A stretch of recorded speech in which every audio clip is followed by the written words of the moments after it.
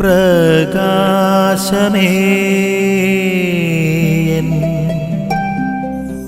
മിഴി തുറക്കുക വേഗം.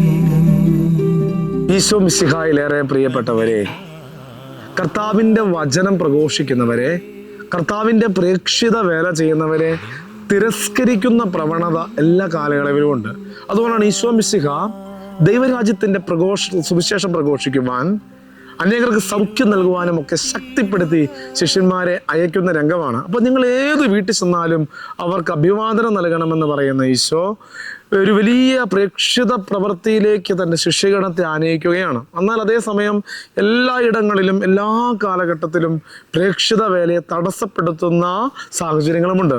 എന്നാൽ ഈശോ മിശിഹാ തൻ്റെ ശിഷ്യഗണത്തെ ശക്തിപ്പെടുത്തുകയാണ്.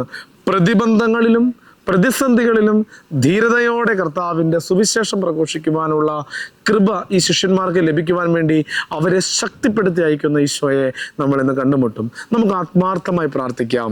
പ്രേക്ഷിത വേല എന്ന് പറയുന്നത് അത് വൈദികർക്കോ സമർപ്പിതർക്കോ മാത്രമുള്ളതല്ല. എല്ലാ ഇടങ്ങളിലും നമുക്ക് പ്രേക്ഷിതരായി തീരാൻ സാധിക്കും. കുടുംബങ്ങളിൽ പ്രേക്ഷിതരാകാൻ പറ്റും, നമ്മുടെ ജോലി സ്ഥലങ്ങളിൽ പ്രേക്ഷിതരാകാൻ പറ്റും. മറ്റ് പ്രത്യേകിച്ച് അതിനുവേണ്ടി തിരഞ്ഞെടുക്കപ്പെടുന്ന മറ്റു ചിലരുണ്ട് പ്രേക്ഷിത ഇടങ്ങളിൽ, പ്രേക്ഷിത ഭൂമിയിലൊക്കെ, അതായത് ഈശോയെ അറിയാത്ത ദേശങ്ങളിലൊക്കെ പ്രേക്ഷിതരാകുവാൻ. എവിടെയാണെങ്കിലും നമുക്ക് ലഭിക്കുന്ന പ്രേക്ഷിത ദൗത്യങ്ങളെ പൂർണ്ണതയോടുകൂടി വിശ്വസ്തയോടുകൂടി കർത്താവിനോട് ചേർന്ന് നിർവഹിക്കുവാനുള്ള കൃപയ്ക്ക് വേണ്ടി നമുക്ക് ആത്മാർത്ഥമായി പ്രാർത്ഥിക്കാം. ആമേൻ. നിൻ വഴിയേ നടക്ക